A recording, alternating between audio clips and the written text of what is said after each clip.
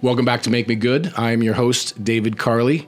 Today we get to talk one of my favorite topics, fitness. And I'm joined by a very unique fitness influencer who's been at this game for a long time and has done one of the things that very few fitness influencers can get, but all want. And that is to successfully commercialize a fitness brand. He's worked with hundreds of companies. He's had millions of views. And it's all really been an organic journey from a tough place into what is now DC Banks. DC Banks, welcome to the show, and thanks for being here, brother. Thanks I appreciate for having it. me. I'm excited. So let's start with what you have gotten what so many fitness influencers want. And that is a successful branding effort that actually commercializes into a career. Really. And I want to spend some time. There's a great backstory here we're going to get into, but I want to start by saying just some insights into this multi-year, 10 plus year journey of getting here and television and all the things that you've done. Was there a recipe? Was it something you had to learn organically on the way? Did you have a strategy? Put us in your mind. How did that come about? Because you have what everybody wants. Man, no strategy at all. Just never gave up after getting a lot of no's and a lot of failures. Just kept going. Yeah. So we started the fitness stuff back in college, and it started with just like informational videos, And you were a college athlete, yes. by the way. It was a college football and rugby. Multi-sports, yeah, that's right. And it just started with like the educational type thing, or not educational, just showing people workouts and stuff. They knew I worked out like a maniac, and then start posting that type of content. Then I had a serious back injury, and that slowed me down big time. So like no posting or anything. But when I was all healed up from that, that's when I was just like, okay, this is it. I'm going to be a content creator. So I start doing some pretty chaotic obstacle course type fitness things, and then that got me on the map a little bit. Like start going viral, ESPN, House of Highlights, so Sports Center, American Ninja Warrior, which we'll talk about. Yes. You were doing that stuff before all that. Yes. And so that was a segue to the show. Isn't that crazy? So let's play with that real quick. Yeah. People back in the day. Did you have that in mind? Or? No. And I didn't want to do it. People were always like, yo, you should be like a Ninja Warrior. I was like, I'm not doing that. That's so weird. And what crazy that I'm actually like, that's my thing now. But yeah, it was a segue to that basically. But we started doing that, and that was like really fun. And so this would have been what year? Give us a This would have been 2014. 14. Okay. So you're still in college at that point? Yes. All right. Were you able to play through the injury, or that ended your college career? I ended it, and then I came back. So you did come back. Yeah. Okay. So just one season. Just one season out, and then I got to finish. So what was the intention when you started? Right, you're doing these kind of interesting, unique fitness things, obstacle courses. Was it a strategy, or was it just fun, and you just wanted to get it out there? When I tell you, I was just so low because I went through a depression stage because working out was my everything. So I went through a depression stage. My grades sank. No working out. Just relationships failed. It was just bad. And then when I was all healed up, I was like, I really want to push my body to the limit. Like I know what it's like to not be able to use my body. Let me see what I'm actually capable of. And I just went to the gym, and I did a workout, and I just sat there for like 30 minutes, and I just put together something. I don't know why. And it was really cool in my mind. It was almost like my art, my creativity, I got to show it off right there. And that's how I knew how to express myself. And it was like, let's see how far you can go with this. It wasn't even for like the social media thing. It was more for me to challenge myself to see how, I don't know, how athletic I could be and how much I can push myself. Yeah. So looking like back on that now, obviously that wasn't your original intention. But at all. It almost just seems like it was ordained, right, that this was going to happen. Was it just, it's part of DC is to be creative, yet also, you do a lot of lifestyle and motivational stuff as part of your brand and your business. But even back then, you lost something, which was the formal sports part, the workout part, because you had an injury. Yes. And you were kind of filling a void, so to speak. Big time. And you came up with a creative way to fill a void, which ultimately would lead us to your brand. Yes. Did you look back and think, was it just luck? Was it coincidence? Or was there more to it than that? I believe in God. It was just right. Yep. That's exactly what I was supposed to be doing when it was supposed to be doing. Exactly. I was supposed to have that injury. Yep. To get to that. Yeah. So let me get medical on you for a minute. So a lot of times when we treat athletes or an athlete loses their ability, or even someone loses their ability to exercise for whatever reason, an injury or whatever, the body's accustomed to a certain level of fitness. And when you take that away, the body kind of rebels a Yeah. little bit. It doesn't like it because it's used to active lifestyle, it's used to fitness level, it's used to whatever. And when you remove that, your world can kind of crumble. Did you kind of go through that with your back? Yeah, it was Yeah. it was so bad. It was so bad that like I went to class, within 5 minutes I couldn't sit there. I was in excruciating pain. Felt like a clamp was in the middle of my back with chains and bricks were at the bottom, just like holding me down. It was so bad. What was obviously psychologically that's a huge drain, and it leads to depression and all kinds of anxiety and all kinds of things. What got you over the edge? Obviously you recovered from the injury. Yeah. That probably took some time. But what got you back in the saddle? I mean, instead of woe is me, because there's so much victim mentality nowadays, right? And we try to get people away from that. You could have easily fallen into that trap. Oh, poor me, poor me, poor me. But you didn't. Yeah. You said, no, enough. I'm going to move forward. Walk us through the psychology of that from your perspective. So the first part is my Aunt Tracy. She saved my life. As you said, we'll talk about the story, but she took me out of the situation and saved my life. So for her, when I went off to college, she was like, keep your grades up, don't have a baby, don't drink and drive. That was her three cardinal rules. Pretty good advice there for college, yeah. Yeah, and exactly. My grades, like I never have been under a 3.5. I went to a 1.9. Whoa. And I'm on probation with school and football team. It was so bad at that point. I'm just out, just partying. Like that was my distraction, I guess, during the time. Okay. Because I was just so like sad, I couldn't do anything, and I'm just seeing everybody else around me, all my friends and stuff, just enjoying, like being able to move their bodies. So I think it was her, and I broke one of her rules, and I did not like that. And it was like, okay, click back in. You know, you were meant for so much more. Click back in. So started to get my grades up, and I just. So I started to get my grades up. I was healed up, and then that's where like the working out like started up. Like I got really intense with my rehab, and then as soon as that was over, I just went in the gym, and I didn't even know if I was 100% yet, but I was 100% when I tried it all out. So yeah. I think it started with her. It started with her and that, and when one thing was like cleared or started, like it was just the grades, that led to the other things. So let's go to backstory, because we started on it now, because I know you went through some tough times like so many people, and were able to get through that and parlay it into a great thing. Obviously an aunt, right? Influence. Take us back to kind of your upbringing and the backstory that led DC to who he is, because that's a cool story. And I think people who, obviously this is all discoverable and on the internet and so forth, but give us a quick version for people so they know where you came from, and how it got you, how that molded you into who you are today. Yeah, so from a very, very young age, me and my brother were given up and then placed in the system. I don't remember the two first guardians. My brother does, but he just like...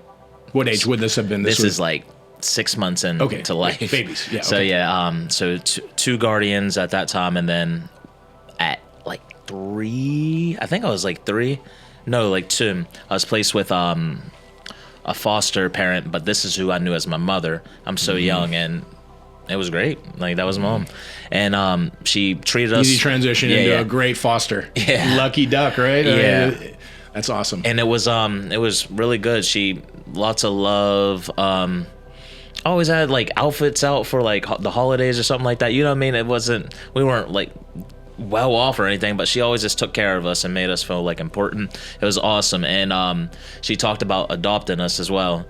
But 11 years old hits, and then 10 she got cancer, and now 11 she passed away.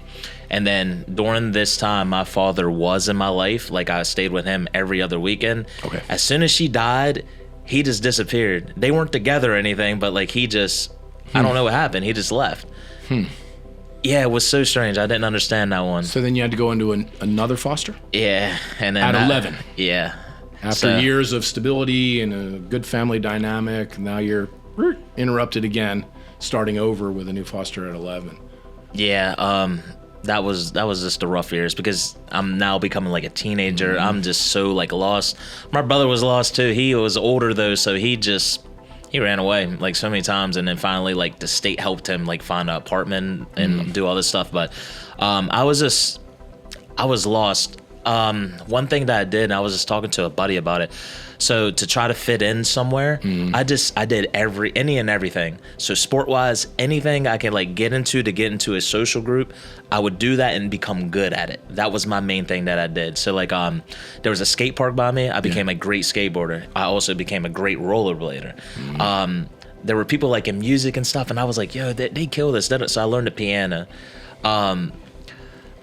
I got really good with the Bible, like going to vacation Bible school and stuff. I don't know. I was just trying to insert myself everywhere so I could feel like wanted, because I felt like I was abandoned at that time, and I didn't even know this until like I did some work and I figured out like now later in life, but I was just trying to place myself somewhere so I would be accepted.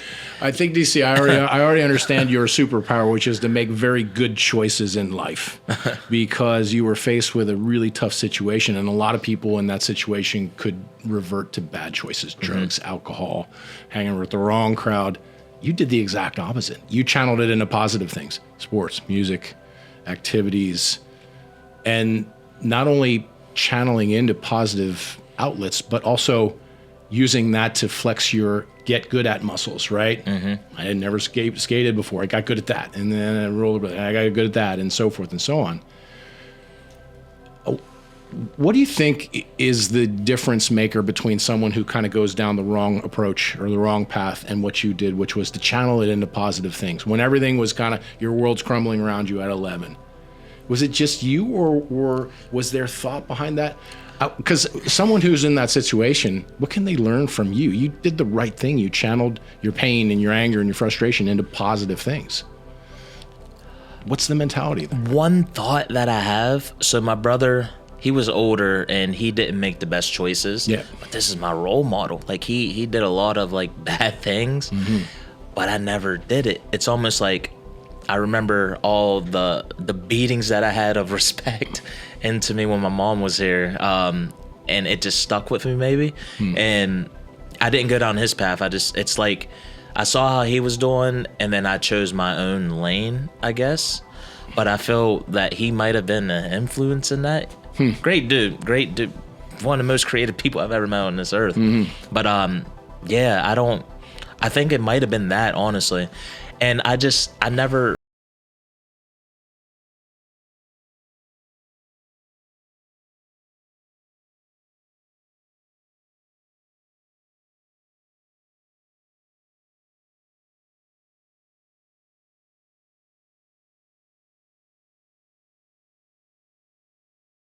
Say so, yeah.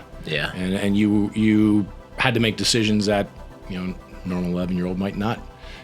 Going to the skate park's one thing, but going because you have to channel it out of a bad situation is entirely another. So, all right. So, how does your aunt get into the picture? Because you mentioned your aunt. So, walk us through from that point. So now you're engaged in positive activities that led into sports, I presume. Yeah. Keep going on the story, because it's a good story. So 11 to 17 they were hard years, and I guess I distracted myself with sports and just doing everything like that, just trying to stay out of the house and just staying active. So when I was between like 15 to 17, the guardian didn't even stay with us. Her daughter was like raising me. And she's how old? Like 3 years older than me. Oh my gosh. I didn't know how to wash clothes, cook, or anything. And it was rough. And then long story short, I slipped up and told my social work, because I wanted to be out of there so many years, and I always said I'm gonna run away to but I always thought that they were gonna ship me like downstate somewhere, and I'd have to start over. And I was like, dang, I'd be away from my friends, my sports, so I just had to stick it out. But social worker came talking to me. She was like, how's your guardian? I was like, I think she's good. I saw her at church on Sunday. And she's like, huh? What do you mean? I was like, yeah, like I saw her at church. We got some food after that. She's like, huh? And then she did an investigation. She found out a lot of incredible things. And that next day, I was at track practice, and Aunt Tracy came and told me the news. She was like, yo, they're going to like take you away. They found out like some things or whatever, so they're going to take you away. And then, dang, that's like the second time that I cried in my life, because I just thought I was going to like go down. So after her death and then that. And it was like just a sad day. And then, long story short, I stayed with Aunt Tracy for a week, and then she just said she's going to take the classes to be my foster parent. Nice. So I was at 17. But in the midst of that 15, 17, that a lot's going through my mind of taking my life. Just straight up. I just was so lost and tired, and just I felt like it would have been easier. Like I was going through a lot of different emotions, and I didn't have anywhere or anybody to talk to about it, and I just felt like it was overwhelming. But that's interesting though. So on one hand, you're overcoming a lot of adversity, and you're making these incredibly mature decisions for your age, channeling the positive things. But psychologically, at the same time, you were having a really hard time. Yeah. Yeah? It's like all that stuff was just a great distraction, great distraction. But now when I'm by myself, I'm back locked into my head. So not having channels and outlets to a community, friends at that time? Yeah. Yeah? I say I have friends, yeah. I mean, were you able to share things with them? Or No, you guys not too at young? all. I would No. never be. It's almost like my superpower was keeping my wall up for me. Like vulnerability was non-existent, so I would never tell anybody anything that was going on. Why? I felt like it would make me weak. Yeah. In the eyes of your friends. Yeah. So these are people you're competing with because you guys are athletic and in sports and doing things. So that vulnerability that you were afraid to share at that point, did it tie into that competitiveness, or what was the fear part? Well, first of all, it was almost like I was thinking about this not too long ago. I thought I was embarrassed, like even being in the situation I was. No one knew I was like a foster child, just maybe a couple people. Okay. But like I didn't want people to know anything, like because I felt embarrassed not having a family. Yeah, so I think it was that, and then I don't know,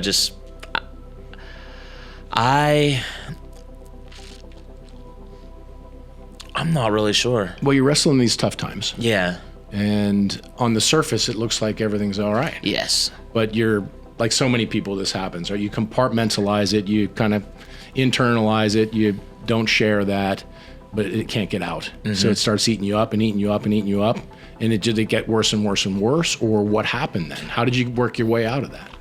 I would say it got worse and worse and worse, and it got to a point, and it would have been within that timeline. I don't know the exact dates, but that's where God delivered. So prior to that, had you considered faith and religion or anything like that? So I grew up in the church, so it was always like there, but I was still going to church and everything, and I believed in God. I never thought like He abandoned me or anything, but I didn't know what was going on either. I didn't have anybody to like say anything to, and then no one was there to explain anything to me as well. So you're looking for help, Yeah. right? You're looking for somebody to share your vulnerabilities and your frustrations and your challenges and thoughts of suicide and everything you're going through psychologically at that point. And it turns out faith in God, this concept of God, was the channel out. Yeah. So was it, looking back now, this is All a cool right, let's do question. this. This is a Let's do cool it. question, right? Was it you reaching out to God or God reaching out to you? Two different things. Which do you think led to that discovery? I think it was a mix of both, because I Okay. prayed. Okay. I prayed a lot. What'd you pray for? I don't mean to get too personal on no, you. I'm just- but I'm we're thinking- going there now. Just like, God, I don't want to be in this like situation. That's one thing that I do remember. I don't remember everything I was praying for, but I just remember that. Like, I want a better situation. I don't want to be in this situation. So you felt safe asking God. Yeah. You didn't feel safe asking your friends, Yeah. but you felt safe asking God. Yeah. And did God deliver? Yeah, God delivered. How so? Walk us through that. Was it a self-realization? You felt better? Was it like a purge? What got you through it? Was it faith? What was it? So I would say God delivered with Aunt Tracy. And Okay, Aunt Tracy, yeah, right? Yep. definitely. Like, he just dropped the angel down. Well, she was already there, but like he really, like, she took me in. Well, let's look at that. Do you think God showed up through her? Yes. Oh yeah, absolutely. And still does. But anyways, just as soon as I got with her, everything changed. And like, just looking back at it, I'm just like, holy crap, it was a complete 180. So she, the first thing that I was neglected of for all those years now since she died was love. I don't remember getting a I love you. I don't remember getting a hug, any of that. So that stuff, as soon as I got that made me feel confident. I never felt confident. I always felt like insecure. Like I was so insecure in my body, my teeth. I had a gap in my teeth at the time. I was just very insecure. So confidence, love, and then belief. So I don't know where this one came from. This just dropped out of nowhere. It was 3 months in with her. Football season was about to start. I don't know what made me do this, but I got a notebook and I wrote down goals. I've never had a person tell me anything about goals or anything. And I wrote down goals. I have no clue why, but I went to her and I showed her and I was like, I'm going to accomplish all these this football season. And she's like, D, I know you well. I believe in you. That was the most powerful statement of my life still, because those goals, there was 8 of them. 2 of them were out of my control. It was just the coaches, whatever. But 6 of them I accomplished. But they're like monster goals. I didn't even start my junior year. So the first goal, obviously, is to start. So get first team this, first team that, first team this. Go to the All-Star games, everything. I got it all, except I didn't make one All-Star game and I didn't get the interception record because I missed one game. But anyways, as soon as I accomplished that, I knew I could do anything. Do you look back on writing those goals as kind of a turning point? Yes. Because we talk about so much about articulating your goals and having a vision. Where do you want to be? If you know where you want to be, then you can kind of orchestrate how to get there. So you get some support through God and your aunt. You get some love that you were craving for. You had to rely on yourself for a number of years as a young person. Now you have this support, and that kind of allowed you to blossom. Yes. Right? And now you start to become goal-oriented, and then you hit a few goals. And did you then parlay that? Was that like a learned behavior? Did that develop a habit of, I set a goal, I hit it. I set another goal, I hit it. Is that how your life went from there? I would say, because like just with those goals, I remember, I can still look at it right now, there was nothing stopping me from getting that goal. I remember every single day, every single practice, I was like, okay, you better watch film because I know this guy isn't watching film.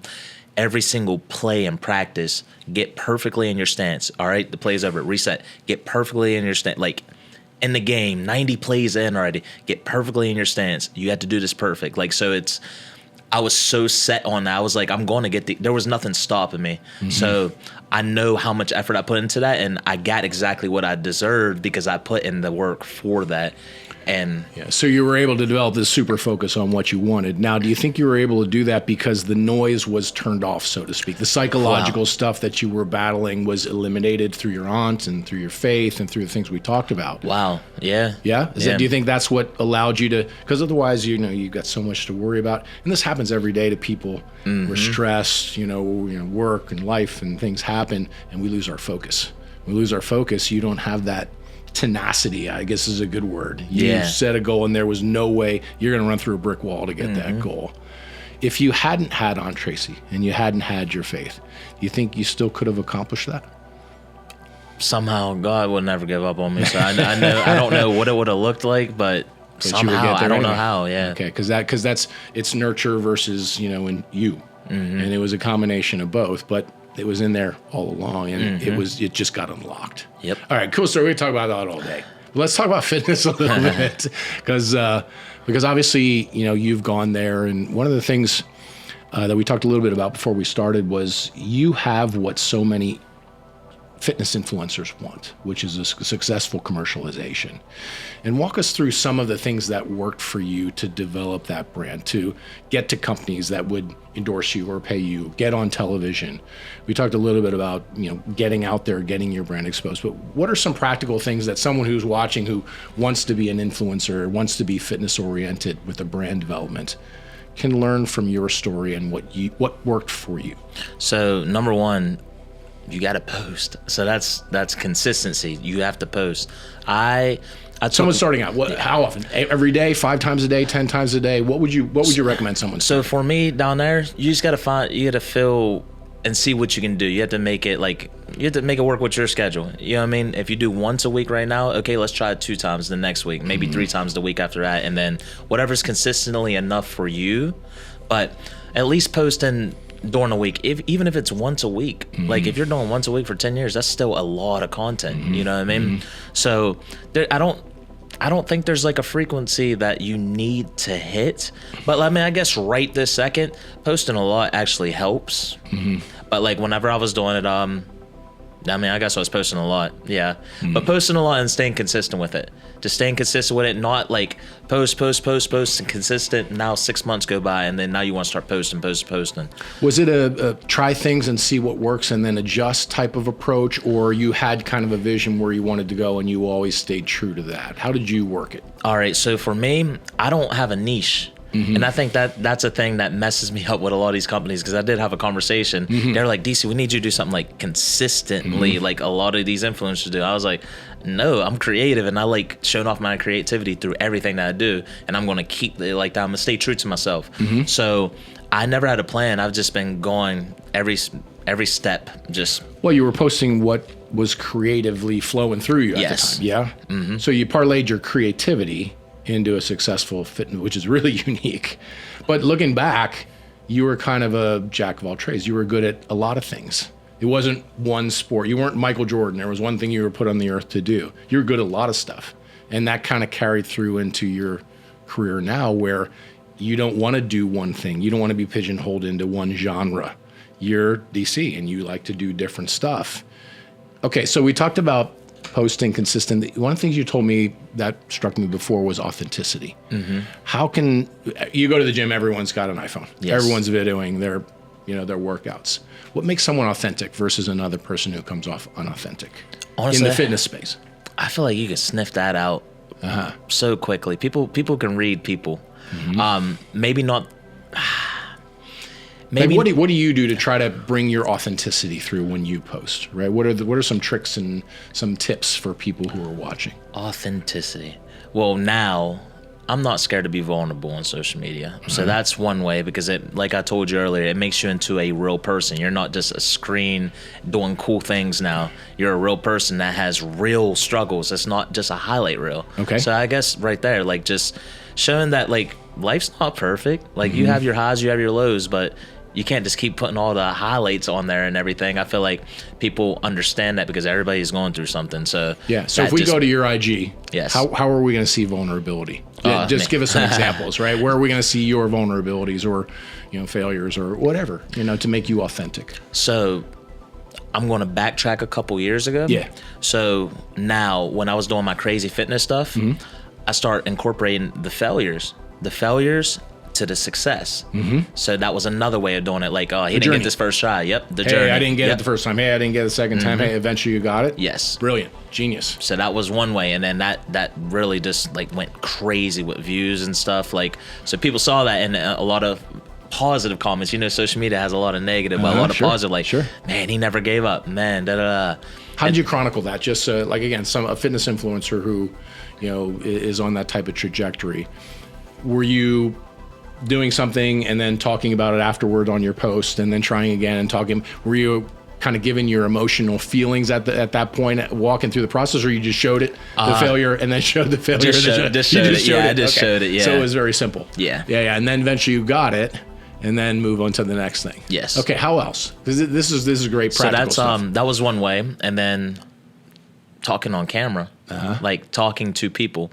People can hear it in your voice as well. Like if it's authentic, if it's real, or are you reading off a teleprompter? Like, like you know what I'm saying? So people can read that too, and then that's like the emotional response now. And people like they really feel what you're saying, and if you're saying real things, they're going to gravitate more towards you. Yeah. So not being worried about being perfect on camera, from talking to performing or doing whatever it is. Okay, those are great practical tips. I want to talk a little bit, because we're going to run out of time, and I want to make sure we get to this. So obviously, American Ninja Warrior. Yes. Tell us how you got to that, and then tell us about that experience, because that's something very few people. And you mentioned being on television, being out there, being exposed. I want to kind of get your experience with that, because that's unique. So before Ninja Warrior, I was in Arizona, and I was going through a rough season of my life, and nothing was really working out for me, meaning everything was working out for me, but it wasn't working out for me. God had a plan. So I was working a trash job. I was working for waste management. So crazy. You make good money in waste management, though, if you do it right, no? Yeah. It was okay. But I was like, man, I can't believe I'm picking up people's trash. This is crazy. This is where I'm at in life. But I'm like, okay, I'm not going to give up. I'm not going back home. I'm in Arizona.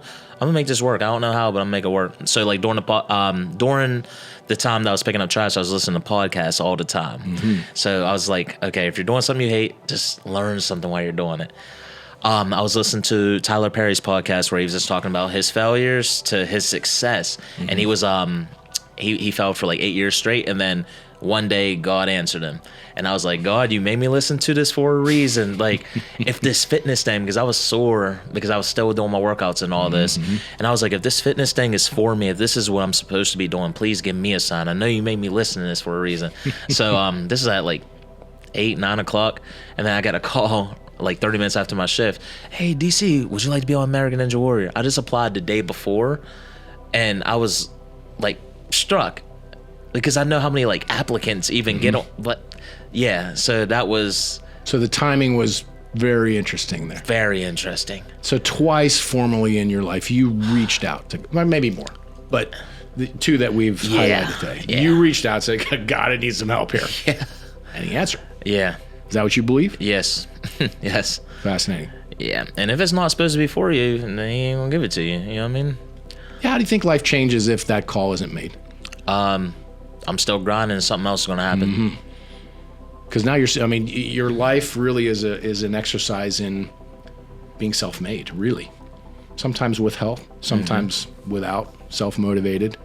But you've shown that time and time again, you're driving the boat, right? You're driving your own life, and even when times are tough, you're still going to keep going. I think that's one of the messages that everybody can benefit from. When times are tough, just keep going. Keep going. Don't quit, right? It's the most cliched thing in the world, but it really does work in so many cases.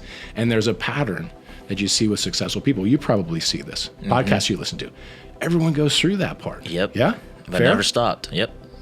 All right, so tell us about the experience on Ninja Warrior. What's it like? We see the show on TV. Is it like wild and crazy? What is it? So my first year, it was very different than any other season because it was the COVID year. Oh, man. Yeah. Did you have to wear a mask and everything? Yeah, everywhere we went until God. we got, it's so funny, everything, yeah, until we went on stage. Yeah. So they paired us with people. Okay. So we had like teams, basically. It was really interesting. So I got to meet 2 people, and they're very close friends now. Like, it was just so interesting because they came up very similar to me, and I'm like, whoa, it's so crazy that they grouped us together. I don't know, that was really cool. But first season, I had one training. I was training. Gonna ask, do you have to do a lot of training? Or Yeah, I had one training. I had on one the course? training, and then not on the course, like just like outside, like at a ninja gym. So I had one training, and then I did another training, but I came down on my ankle and I sprained my ankle. Then I went on the show, like maybe like 2 weeks later. Okay. So, anyways, I walk up on that stage. When I tell you, my heart sunk through the earth.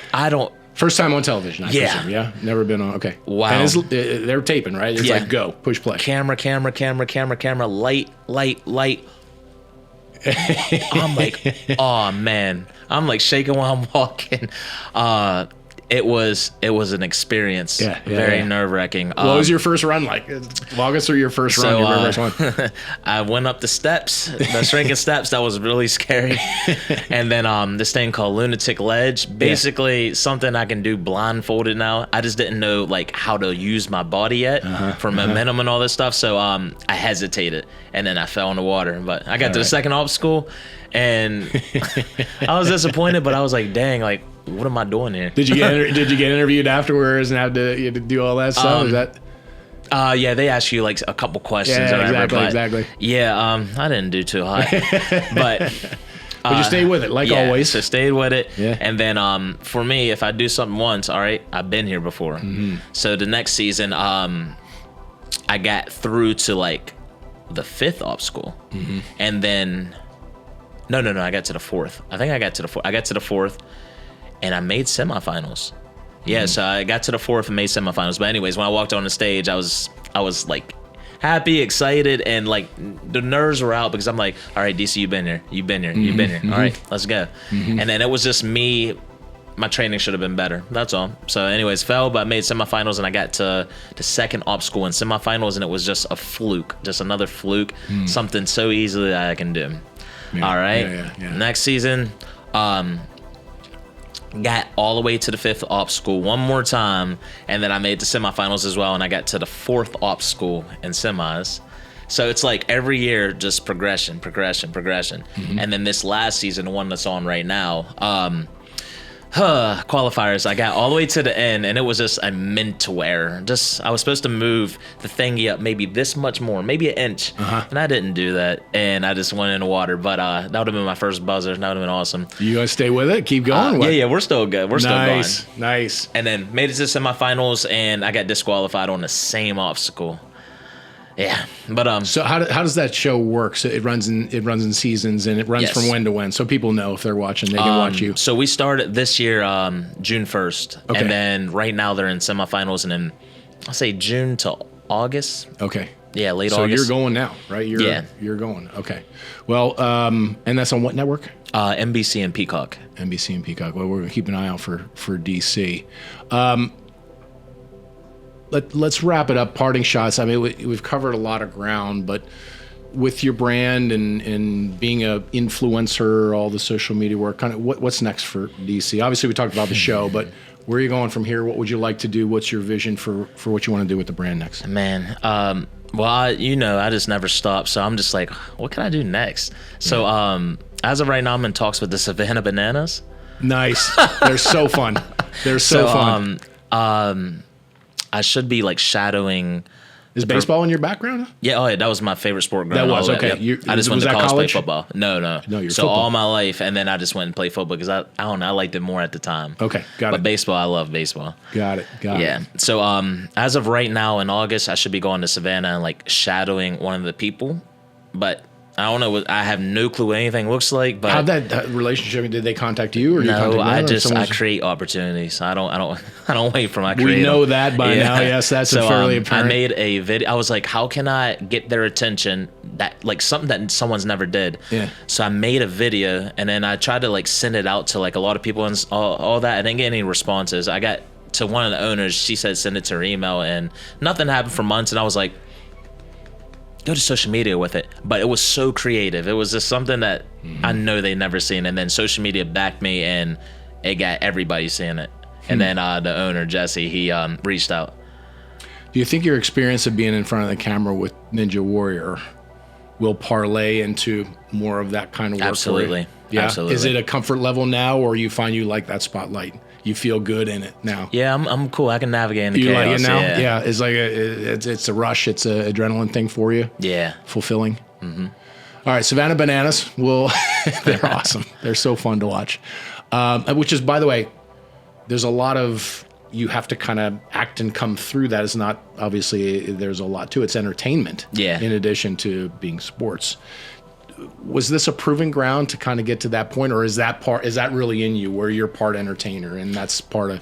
So I feel like that's going to be out of my comfort zone, but I like being challenged out of my comfort zone because I know I'm going to grow. Yeah, so for sure. It's going to be a growing experience, but I know I can do it. Well, if history serves, I think the odds are in your favor these days. So, well, we thank you for being here. How can people find you, connect with you? Where can you be found besides Ninja Warrior on TV? How can they track you down? Just Wait On It, DC, JUSS. Oh, we didn't cover Just Wait On It. We should. Real quickly. All right. How'd you come up with that name? Because it's a fascinating name. Man, after that workout, maybe within that 1 week, I was just like, I was jazzed. I was like, that was so cool what you just did. And I was like, okay, if I just keep working this hard, something's going to happen. So it was more toward my working out and toward football as well. Yeah. Because I had coaches that didn't really believe me, and I was like, okay, if I just keep working, something's going to happen. I just have to wait.